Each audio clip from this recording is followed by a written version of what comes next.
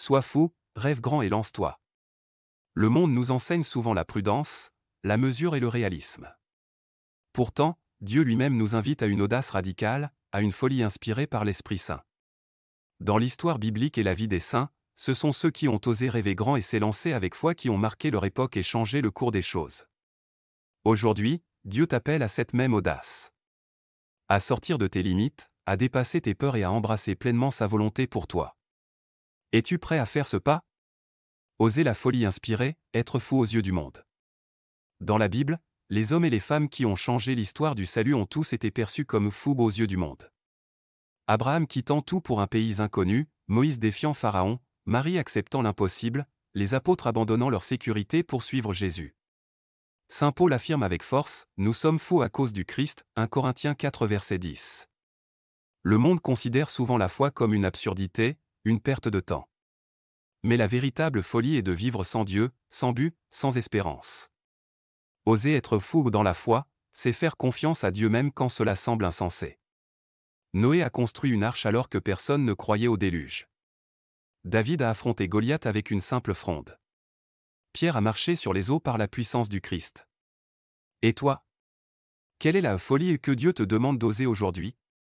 Rêver grand, selon le dessein de Dieu. Dieu ne nous a pas créés pour une vie médiocre. Il met en nous de grands désirs, il veut que nous fassions de grandes choses pour sa gloire. Ce n'est pas de l'orgueil, mais un appel à nous dépasser dans l'amour et la confiance. Jésus lui-même nous l'assure, tout est possible à celui qui croit, Marc 9 verset 23. Mais attention, rêver grand, ce n'est pas rêver pour sa propre gloire. Un rêve qui vient de Dieu n'est jamais tourné vers soi-même. Il est fait pour bénir les autres, pour construire, pour édifier le royaume. Demande-toi, mes rêves glorifient-ils Dieu? Servent-ils à aimer davantage?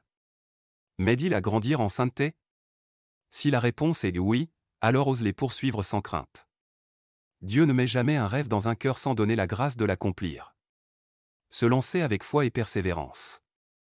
Le plus grand obstacle à nos rêves, ce n'est pas l'échec. C'est la peur.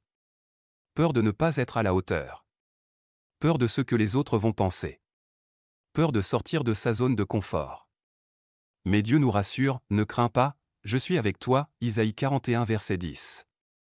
L'histoire de Pierre marchant sur l'eau est un enseignement puissant. Tant qu'il gardait les yeux fixés sur Jésus, il avançait. Mais dès qu'il s'est laissé envahir par la peur, il a commencé à couler. Se lancer dans un projet inspiré par Dieu ne signifie pas que ce sera facile. L'important, c'est de ne jamais lâcher la main de Dieu. Si tu tombes, relève-toi. Si tu échoues, recommence. Si le doute t'attaque, prie avec le cœur et laisse Dieu renouveler ta force. Dieu ne cherche pas des experts, mais des cœurs disponibles. Il ne t'appelle pas parce que tu es capable, mais parce qu'il veut te rendre capable. Conclusion, fais le premier pas. Ne laisse pas la peur t'arrêter. Ne reste pas spectateur de ta propre vie. Sois fou aux yeux du monde, rêve grand selon le cœur de Dieu et lance-toi avec foi. Il ne s'agit pas d'avoir toutes les réponses avant de commencer. Fais le premier pas, et Dieu te montrera le suivant. Que Dieu te bénisse et t'accompagne dans ta mission.